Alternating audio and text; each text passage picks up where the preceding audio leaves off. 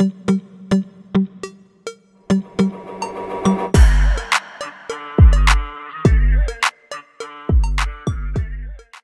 sehat, salam semangat membangun desa. Salam Merdesa. Kembali berjumpa dengan Merdesa, channel yang akan bicara tentang desa, tentu dengan segala dinamikanya. Bicara desa, tentu juga akan bicara pembangunan. Bicara pembangunan, pasti tak akan lepas dari dana desa. Bila bicara dana desa, yang mencuat mengapa korupsi dana desa?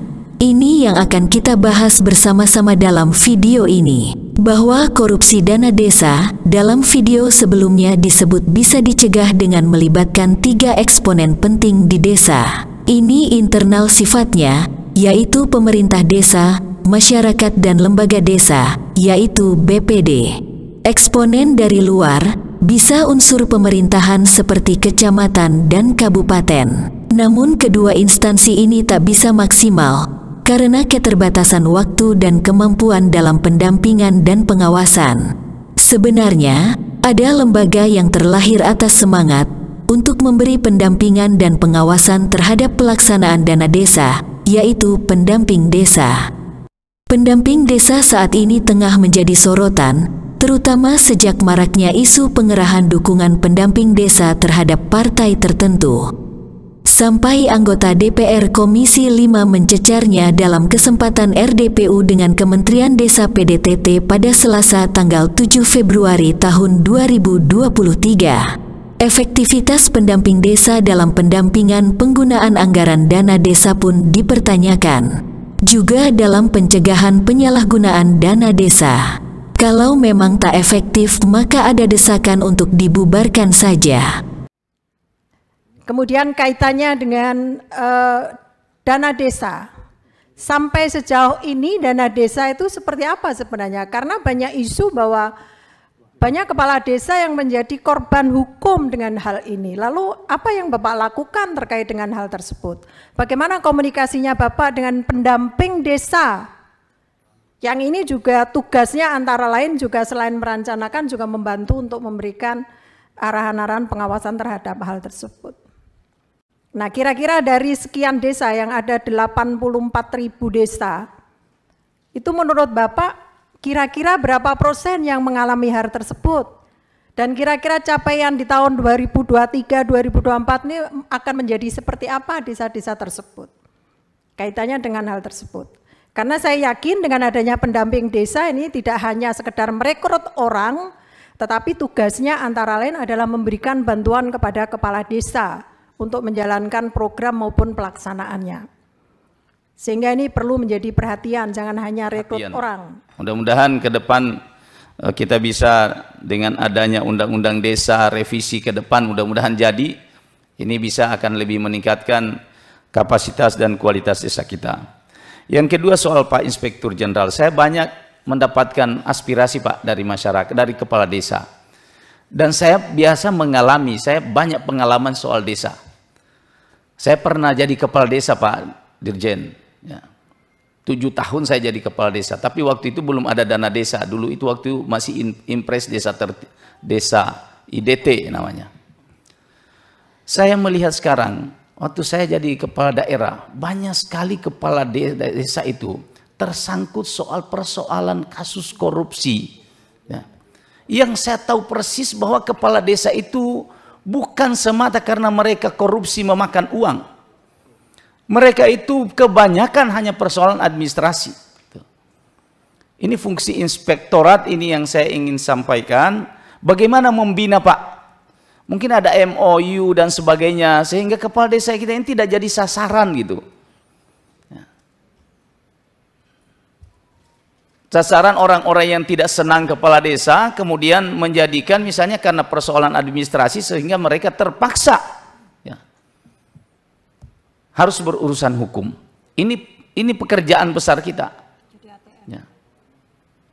Ini luar biasa, harus menjadi perhatian kita Pak. Kasihan kepala-kepala desa itu yang sudah bekerja untuk rakyatnya, mengabdi untuk rakyatnya, tapi karena kesalahan administrasi saja sehingga mereka harus terpaksa berurusan dengan hukum. Hari ini 2,9 triliun yang hampir separuhnya hanya digunakan untuk pendamping. Teman-teman hampir bersuara yang sama, Pak. Tonnya sama, frekuensinya sama, nadanya sama. Artinya apa? Keberadaan pendamping, saya kira perlu dievaluasi ini. Kita sudah lakukan dari BPSDM, kita ada catatan di sini. Selalu dilakukan peningkatan kapasitas dan sekaligus kualitas tentunya untuk pendamping-pendamping profesional. Walaupun di pendamping profesional itu capaiannya sangat rendah. Mohon nanti dijelaskan juga kenapa untuk pendamping profesional itu. Maksud saya bahwa kita sudah hampir 3 tahun ini, Pak. 3 tahun mau 4 tahun pendamping desa. Tentu apabila dilakukan penguatan terhadap pendamping-pendamping ini secara kapasitas, seyogyanya sudah 5 atau 10 desa 1 orang saja. Artinya apa? Anggaran-anggaran di Kemendes bisa kita gunakan untuk kepentingan-kepentingan pembangunan yang lain yang banyak bermanfaat bagi rakyat. Saya melihat ini ada kegagalan, Pak. Hampir 34.000, 35.000 mendampingi 84.000 sekian, tetapi setiap tahun orang-orangnya masih saja. Seperti itu. Terlebih kemudian ada suara-suara sumbang bahwa pendamping itu hanya mengamplifikasi partisan-partisan tertentu. Ini fatal, Pak, di dalam kita bernegara.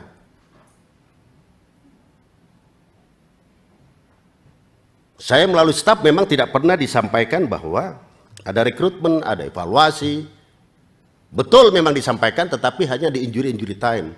Nah, sementara banyak kebutuhan-kebutuhan masyarakat di dapil kaitannya dengan keterlibatan, kaitannya dengan partisipasi mereka-mereka yang sudah lulus kuliah dan punya potensi serta kualifikasi yang memadai, mereka tidak bisa terlibat di dalam pendampingan desa.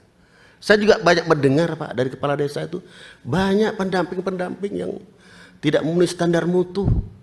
Nah, kenapa ini dilakukan pembiaran kayak gitu? Setuju terhadap program yang Bapak dari BPSDM tadi sampaikan bahwa ada peningkatan kapasitas supaya berkualitas.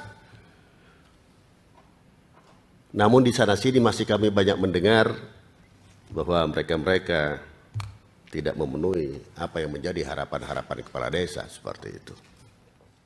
Mengapa pendamping desa sangat menjadi pusat perhatian? Ya, karena pendamping desa memegang peranan vital dalam pelaksanaan dana desa.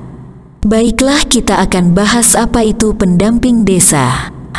Pendamping desa adalah tenaga khusus di bawah Kementerian Desa PDTT yang bertugas dalam pendampingan kegiatan pendataan desa, perencanaan, pelaksanaan, dan pengawasan pembangunan desa yang berskala lokal desa. Selain itu, pendamping desa juga terlibat aktif mencatat dan melaporkan kegiatan sehari-hari di desa yang berkaitan dengan implementasi SDGs desa, kerjasama antar desa, dan BUM desa ke dalam aplikasi laporan harian dalam SID. Secara umum, tugas pendamping desa yaitu sebagai berikut: fasilitasi dan pendampingan terhadap kegiatan pendataan, percepatan pencapaian SDGs desa, fasilitasi dan pendampingan pengembangan ekonomi lokal, meningkatkan partisipasi masyarakat, melakukan aktivasi kelembagaan masyarakat, meningkatkan kapasitas diri, melaporkan pelaksanaan tugas, melaksanakan tugas lain dari kementerian. Pendamping desa berdasar wilayah tanggung jawab. Ada pendamping lokal desa atau PLD yang bertanggung jawab atas satu desa, yang bertanggung jawab satu kecamatan disebut sebagai pendamping desa, dan di level kabupaten ada tenaga ahli. Pada tahun 2022 akhir pendamping desa berjumlah hampir 40.000 orang, yang artinya bila dibagi jumlah desa yang ada di Indonesia, satu pendamping desa mengawasi 2 desa. Sungguh ini jumlah yang ideal, karena tugasnya fokus di pembangunan desa. Kalau bisa memaksimalkan kinerja, maka seharusnya kasus tindak pidana korupsi di desa bisa dicegah sedemikian rupa hingga tak terjadi. Bayangkan, Pendamping desa ini perintah Menteri Desa PDTT 24 jam harus mendampingi seluruh proses tahapan pelaksanaan pembangunan di desa. Dari pendataan kondisi desa akan kebutuhan sarana prasarana, kelembagaan desa, data angka kemiskinan atau jumlah warga miskin hingga penggalian aspirasi akan kebutuhan desa yang dituangkan dalam RPJM Des. Selanjutnya melakukan pendampingan pelaksanaan musyawarah desa untuk menentukan RKP Des, pembuatan APB Des, dilanjut pendampingan pelaksanaan pembangunan dan penggunaan anggaran, hingga pendampingan pembuatan laporan. Artinya, pendamping desa pasti akan tahu bila ada kejanggalan sedikit saja atas pengelolaan anggaran desa.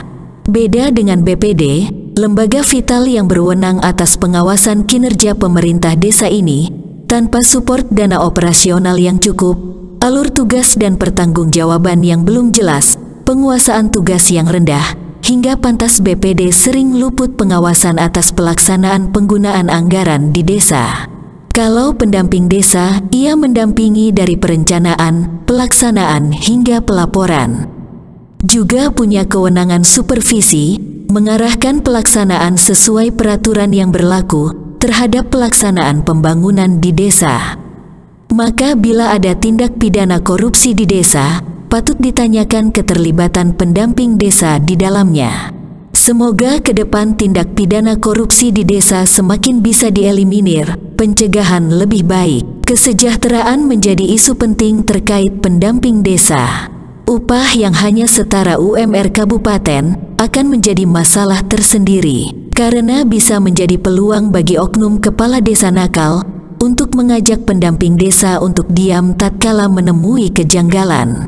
Angin segar muncul belakangan. Menteri Desa PDTT menyatakan akhir 2023 pendamping desa akan dijadikan P3K, yang mana status pendamping desa tentu lebih mapan, tentu kesejahteraan juga akan lebih meningkat. Semoga ini bisa menjawab tantangan dengan semakin pintarnya pelaku tipikor di desa, agar bisa menepis rayuan maut pelaku tipikor di desa. Bila ada manfaat maka like, share dan subscribe, dan ditunggu komentarnya dalam kolom komentar untuk membangun diskusi sehat untuk kemajuan desa tercinta.